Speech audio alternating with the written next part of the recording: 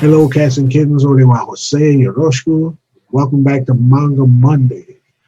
We're looking at One Piece 1004, Kibi Dangos, Kibi dumplings, millet dumplings, however you want to put that. Uh, and we're off of the roof and we're dealing with the undercards at this point. We're setting up the undercards. Oda's going to take a little time to set the undercards. And the thing that we knew was going to happen, that we absolutely knew for a certainty, was that Tama and the Kibi Dangos were going to come into play. And we knew exactly how they were going to come into play. She was going to use them to turn the gifters on her side, on the side of the invading army. Just took a while, that's all. So it turns out that she came over to Onigashima with Speed on Speed's boat on her ship, which she had confiscated by making a truckload of Kibi Dangos and just taking over the minds of these gifters and using them as slaves, basically, which the moral ramifications will probably be dealt with at some other time, I guess. But it's kind of weird. But it has to happen. Otherwise, everybody gets killed. So she's been feeding them to these gifters, and now they've turned into the slaves. I ain't gonna say allies because allies don't call people master. So I'm just saying. Anyway, her mind wipe slaves are helping her to defeat their enemies, which is cool. In the end, it is cool. And it kind of dovetails into the first undercard that we're really concerned about, which would be Sasaki against Frankie, and Frankie is putting in work. Now these are Sasaki is one of the Toby Robo, which is an elite soldier in Kaido's army, and Frankie's holding it down. You know, he's hitting him with all his weapons. I'm not saying he's beating Sasaki, but it's at least a stalemate, uh, which is bodes well for Frankie. I mean, he's one of the top fighters. He doesn't crack the top four, but they put him at least five. I'd say yeah. So he's at least the fifth. I'd say the fifth strongest fighter in the crew. You got Luffy, Zoro, Sanji, Jinbei. Yeah, they put him at five. So I don't know exactly where Sasaki rates among Kaido's soldiers or lieutenants or whatever you want to call them, but he's holding his own and he's putting in work. Uh, the interesting bit is at some point Sasaki actually, with the help of his fellow soldiers, pins Frankie down and is ready to do him in. And the cunning of Tama, who's really the MVP of this chapter, all the way through. She comes in with Usopp and Nami, faking like they're being pursued by an army of gifters, when in fact they are mind wipe slaves, and they pull the other gifters off of Frankie and allow him to continue the fight. He was pinned down and he was getting ready to get run through by Sasaki, but they save him again. Tama is the MVP of this chapter, without question. The But you also have again setting up the other undercards. Page One and Alti are in pursuit of Nami and Usopp, and Alti basically tells Nami that this time I'm gonna finish you off. What she say? I think you want me to properly crush your skull this time. So she's in this to put an end to Nami, and Usopp. But Nami gets in the Thunderland's temple and temporarily puts her down. So the Straw Hats are done. They're putting in work. They were their last showing, Usopp and Nami's last showing against OT and Page One was horrible. in the respect that, and physically, yes, Ulti and Page One are far superior to Usopp and Nami, who are not frontline physical fighters. You know, snipers do their best work from range, from distance.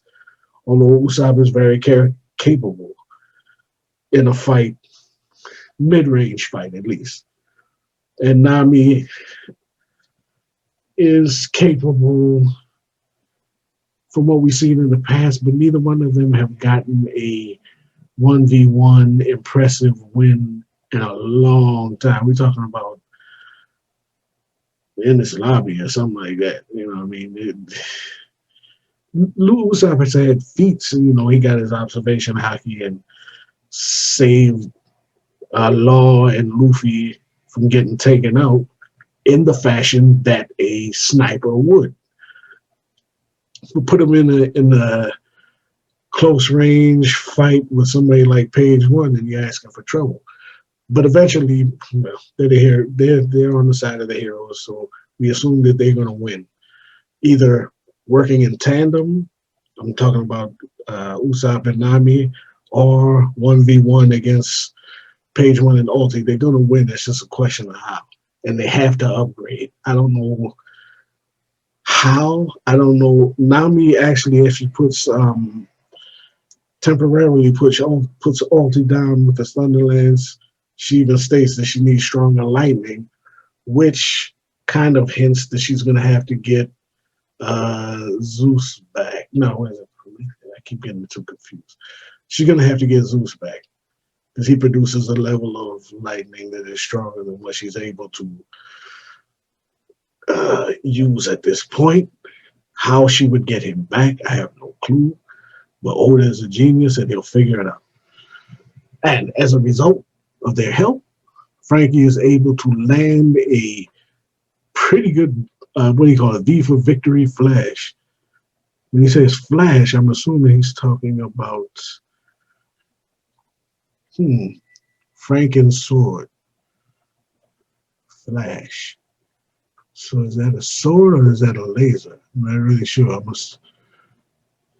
Frankie. Either way, he lands a blow that draws blood from Sasaki, and he's clearly in pain. So at this point, you would say Frankie has the upper hand. I would like to see Frankie get a good win because we haven't seen him get a win since. No, he actually got a win in Dressrosa. But that was more or less a suplex contest, and I didn't really care for that. Anyway, that brings us to Sanji in the banquet hall, who's been thoroughly defeated by Black Mariah after he put down all of the men, but of course cannot lay his hand on a woman, which is fine with me, but I'm a little put off by him getting, beat down in the same fashion. I mean, Khalifa, blah, blah, blah, whatever. It is what it is. Again, Oda knows what he's doing. He'll figure it out. But he's caught up in a web, which I don't think those webs really pose a threat to him. I don't know if he could have escaped or not. Was there no way for him to get out of there? I don't know. Because he could have avoided, he could have beat up the men, avoided the women, and ran off to do whatever he wanted to do without having to fight the women. But I don't know the specifics of that. Anyway, apparently he's beaten down all of the men, but he's caught in this web, and Black Mariah is basically taunting him, wants him to cry out to get Nico Robin over there so that they can capture her and get her to do Kaido's biddings. Apparently they said they were gonna gang up on her, capture her, mutilate her limbs, and incapacitate her. And only when we're done with her, however many years it takes, will we finally kill her. So don't worry, she's got time. Oh, how nice. How nice. Anyway, but I love this, the official translation. Sanji says, underestimate Nico Robin at your peril. We got to remember, Nico Robin was an assassin. You know what I'm saying? When she was with Broke Work, I mean, she was, she's not anybody to be fooled with. And I can't remember the last one-on-one that she had, if she's ever had a 1v1 serious fight. I can't remember. Not Skype here. Trish Rose. I can't recall. I just don't remember. If whatever it was, it might not have been as memorable as I wanted to be, but she's been hanging with the Revolutionary Army. I'm not convinced that she hasn't learned some technique which is just absolutely vicious. I'm not even sure if she don't have some kind of hockey. I don't know. But you don't hang around with Dragon and just be all right. You know, she probably bumped up her game. We know she can make clones. I'm not convinced that she's not in that room right now. Let me see. I'm not convinced that she isn't in that room. And since, as we go forward, Black Mariah is called away to kill the Akazaki samurai, the scabbards, who are on the floor below Black Mariah. So she's leaving the room. Nico Robin could just come in after her and eliminate all the women there, and Sanji can take off and fight Queen, which I suspect he's going to fight, because King says that he's occupied fighting someone, which we know is what's the man? Whitebeard's first commander, Marco. Matter of fact, King and Queen were fighting Marco. Wow. Marco, cool. Anyway, so she leaves that room to go deal with the Akazaki. Nico Robin, she may like very well already be in the room, dust all the women, and sends Sanji off to take care of Queen, or at least to fight Queen anyway. And King is still engaged with Marco, so we all assumed that it was going to be Zoro versus Marco. Zoro versus King. But of course, Zoro was still up on the roof for however long that lasts. Anyway, I'm not convinced that Nico Robin isn't in that room with Sanji. Though he has observation habit, he probably would know it. Yeah. In his last statement, he was worried about Kinemon. And he says, no, stop, don't go. Speaking to Black Mariah. So he might not know it. But I'm not convinced that Nico Robin isn't in that room. I think she might be. One of her clones could be in there. Now, the spy who informs Mariah that the Akazaki are on the floor below tells her to be careful because there's 10 people in there instead of 9, and one of them is helping out the Akazaki. If I had to guess, it would be, who's left? A female, I guess. No, it's a hooded character, it looks like. Who knows? Let me think about this. It could be. Let me get a better look. There's a chance that it could be. What's her name?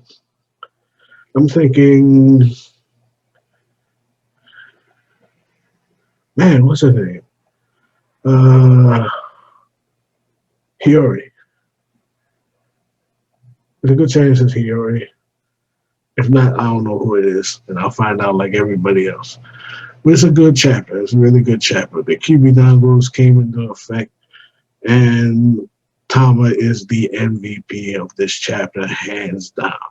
We're on break next week, so week after next we'll find out what's really going on. Although we still have to find out what's up with Brooke and Chopper we'll probably circle back to Jim Bay in a minute. But we definitely need to find out what's going on with Broken Chopper and probably some of the other Worst Generation guys. Uh, but I think they'll wait. They can wait. So enjoyed this chapter. Hope you did too. See you in 2 weeks for another. Stay tuned.